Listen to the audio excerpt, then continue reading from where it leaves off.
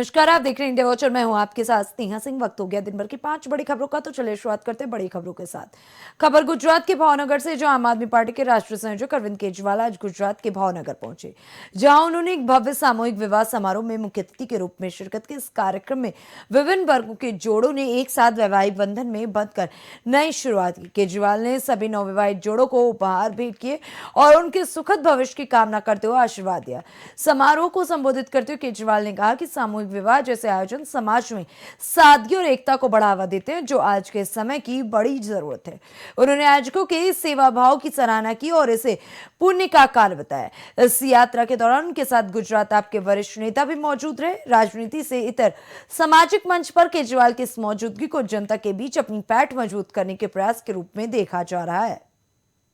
मुख्यमंत्री भगवंत मान साहब, मंच पे मौजूद आम आदमी पार्टी के गुजरात के अध्यक्ष ईशुदान गढ़वी जी, एमएलए गोपाल इटालिया साहब, सुधीर जी, मनोज सोरठिया जी, दिल्ली से आई हुई अखिल भारतीय कोली समाज की अध्यक्षा, मंच पे मौजूद वीर मानधाता कोली समाज संगठन के अलग अलग पदाधिकारी, सभी कार्यकर्ता और आज इस कार्यक्रम में आए हुए 151 नवदंपति, उनके सभी रिश्तेदार, सभी भाइयों बहनों, माताओं, बुजुर्गों, बच्चों, आप सब लोगों को मेरा नमस्कार, सबको मेरा प्रणाम। आज मुझे बेहद खुशी है। ये बहुत ही पवित्र दिन है जब 151 जोड़ों का एक साथ उनकी शादी की जा रही है। चारों तरफ खुशी का माहौल है। कोई लड़की की तरफ से आया हुआ है, कोई लड़के की तरफ से आया हुआ है। जब एक लड़के लड़की की शादी होती है, उसी में कितनी खुशी का माहौल होता है। और यहाँ तो 151 नवदंपतियों की जोड़ों की शादी हो रही है, तो खुशी का कोई ठिकाना नहीं है। सब लोग सबके चेहरे पे खुशी का माहौल है। मैं हमारे राजू भाई सोलंकी और ब्रजराज सोलंकी दोनों, उनको बहुत बहुत बधाई देना चाहता हूं, जो ये इतना पुण्य का काम कर रहे हैं। वीर मानधाता संगठन को बहुत बहुत बधाई देना चाहता हूं, जो इतना पुण्य का काम कर रहे हैं।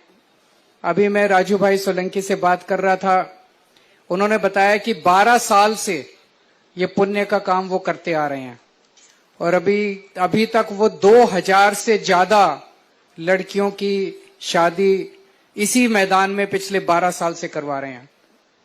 और 3-4 साल पहले उन्होंने 501 जोड़ों की शादी एक साथ करवाई थी। यहाँ पे कहते हैं कन्यादान करने का सबसे बड़ा पुण्य होता है। तो मैं समझता हूं कि जितना पुण्य राजू भाई सोलंकी और उनके पुत्र ब्रजराज सोलंकी कमा रहे हैं, जितना पुण्य श्री वीर मानधाता कोली समाज संगठन के सब पदाधिकारी, पूरा संगठन कमा रहा है, ये बहुत ही अद्भुत बात है।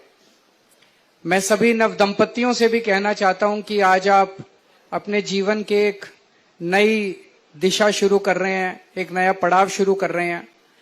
कई सारे ऐसे मौके आएंगे जब लड़ाई भी होगी, झगड़ा भी होगा, लेकिन मिलके एक, जैसे रेलगाड़ी के 2 पहियों की तरह होती है शादीशुदा जिंदगी।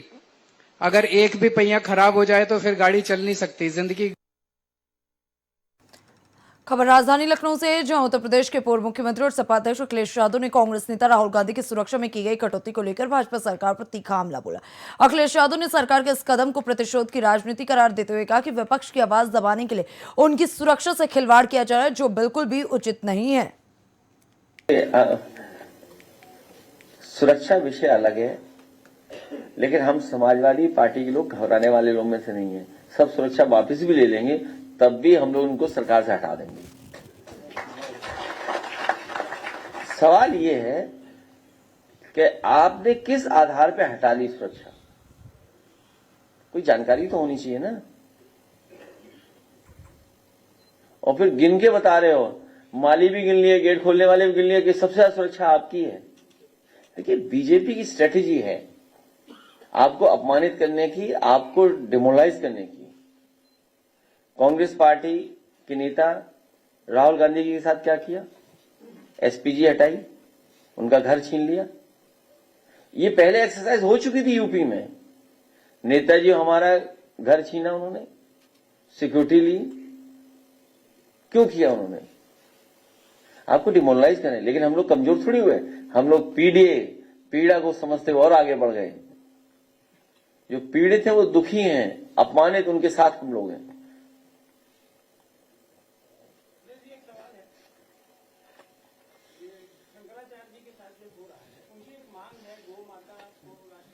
पहले उनका सम्मान हो चाहेंगे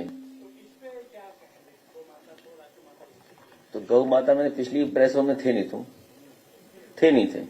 कितनी गायें हमारे घर में बताओ? टेस्ट नहीं, सही बताओ ना, कितनी बोली थी मैंने? हाँ चलिए ठीक, 45। तो बताओ, हम तो सेवा कर ही रहे हैं सबकी गाय की। अब इसमें भी क्या हमें चाहिए? सर्टिफिकेट दें कि कैसे गाय सेवा होती है? तो हम लोग सेवा लगातार कर रहे हैं। और उस दिन ही बोला, फिर बोलता हूं, बीजेपी वाले कभी पहली रोटी गाय को नहीं खिलाते, वो खुद खाते हैं पहले, पेट भर जाता है। तब कहीं बची तो गई गाय माता के पास, नहीं रोटी भी नहीं जाएगी उधर। पॉलिथीन खिलवा रहे हैं, बताइए। पूरे लखनऊ शहर में दिखाइए आप, पूरे लखनऊ शहर में दिखाइए, कूड़ा पड़ा हुआ है, भरा पड़ा है, टीले लगे हुए कूड़ों के। लखनऊ वालों को शुद्ध पानी पीने योग्य नहीं मिल पा रहा है, इसका क्या? इसलिए क्योंकि मैं देख सकता हूं तुम्हारी हेल्थ इसलिए कमजोर है। हाँ, पानी से ही बॉडी बनी है। डॉक्टर सही बता दे कितने % बॉडी हमारी पानी है। तो लीवर दिक्कत चल रही है। लीवर दिक्कत है? हाँ देखो, सही कहा। हाँ देखिए, हमने सही पकड़ा, डॉक्टर है हम भी। क्यों लीवर दिक्कत है? हाँ देखिए, तो ये पानी से दिक्कत हुई होगी या कोई दवा गलत दे दी होगी। खैर वो तो डॉक्टर बताएंगे, लेकिन हमारा पानी पीने का भी इंतजाम बेहतर नहीं कर पा रही है सरकार, और इसके कारण बहुत हैं। उन कारणों में हम नहीं जाना चाहते हैं। इसीलिए मैंने कहा कि जब गोमती, वरुणा, अन्य नदियों को साफ करने की व्यवस्था समाजवादी सरकार में हुई और करना शुरू किया, इन्होंने काम रोका। ये कभी सफाई नहीं पसंद कर सकते, गंदगी पसंद करते हैं लोग, तभी तो कमल खिलेगा।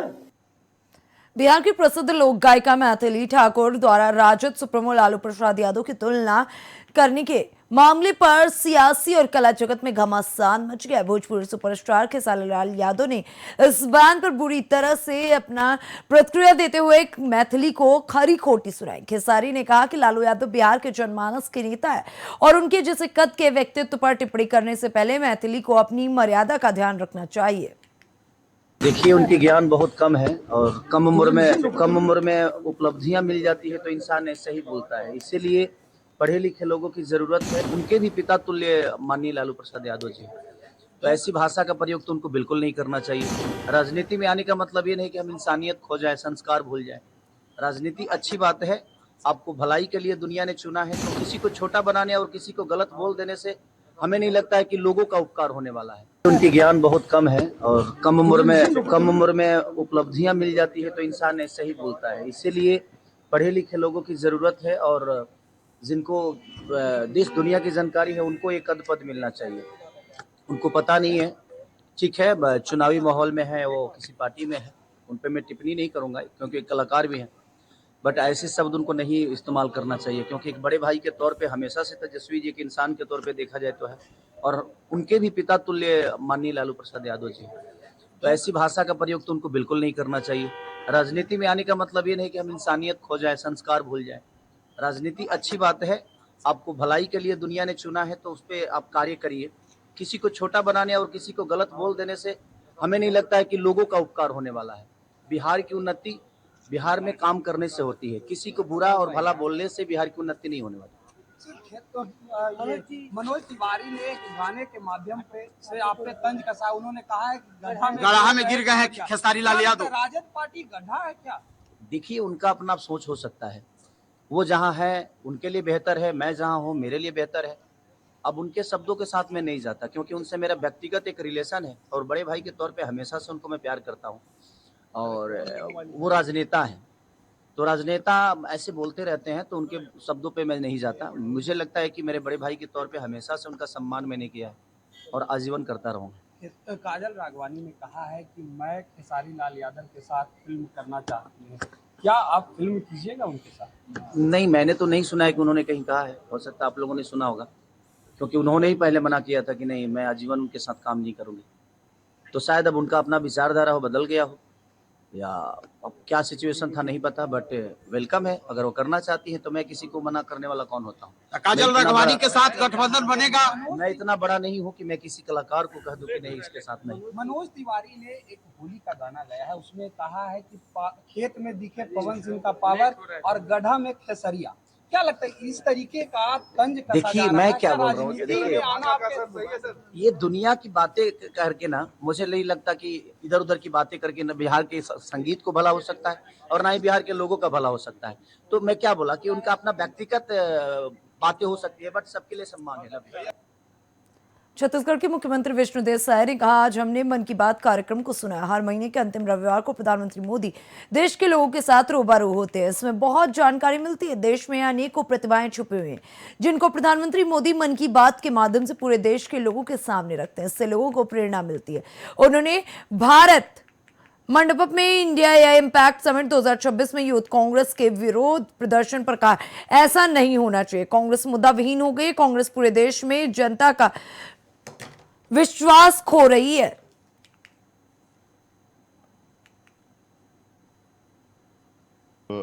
हमारे देश के यशस्वी प्रधानमंत्री श्री नरेंद्र मोदी जी की मन की बात का 131वां एपिसोड सुने हैं, और ऐसे अवसर में हम लोग का सौभाग्य है कि हम लोग के साथ हमारे केंद्रीय राज्य मंत्री श्री तोखन साहू जी उपस्थित हैं। हमारे प्रदेश के स्वास्थ्य मंत्री श्री श्याम बिहारी जायसवाल जी उपस्थित हैं। हमारे संस्कृति मंत्री श्री राजेश अग्रवाल जी उपस्थित हैं। हमारे विधायक प्रबोध मीन जी हैं। प्रदेश के महामंत्री अखिलेश सोनी जी उपस्थित हैं। श्रीनिवास राव मद्दी उपस्थित हैं, और हमारे सभी संगठन के लोग उपस्थित हैं। और प्रधानमंत्री जी की मन की बात को सुनने के लिए पूरा देश बेसब्री से हर महीना अंतिम रविवार का इंतजार करता है, और हर महीने के अंतिम रविवार को माननीय प्रधानमंत्री जी देश के करोड़ों करोड़ों लोगों के साथ मन के माध्यम से रूबरू होते हैं। और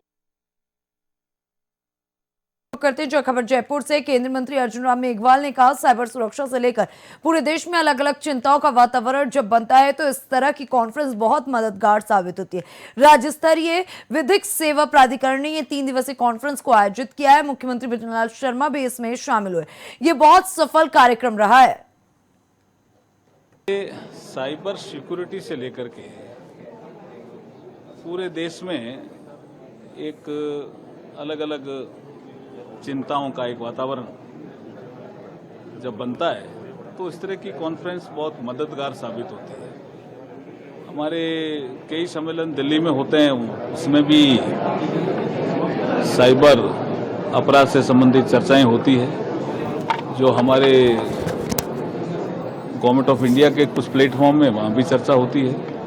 आज ये स्टेट लेवल का जो लीगल सर्विस अथॉरिटी है राजस्थान की, राल साहब, उन्होंने ये 3 दिन का कॉन्फ्रेंस की, तो उसमें सभी विषयों को उन्होंने टच किया। साइबर क्राइम के कितने रूप हैं, कैसे कैसे हम अवेयरनेस फैलाएंगे और कैसे हम उसको रोक सकते हैं। तो उसके लिए हमारे मुख्यमंत्री जी भजनलाल शर्मा जी भी इस कॉन्फ्रेंस में आए। वो भी कह के गए कि साइबर थाना हम बना रहे हैं, साइबर कोर्ट भी बनाएंगे। तो ऐसा पहल करने वाला राजस्थान पहले राज्य होगा देश में।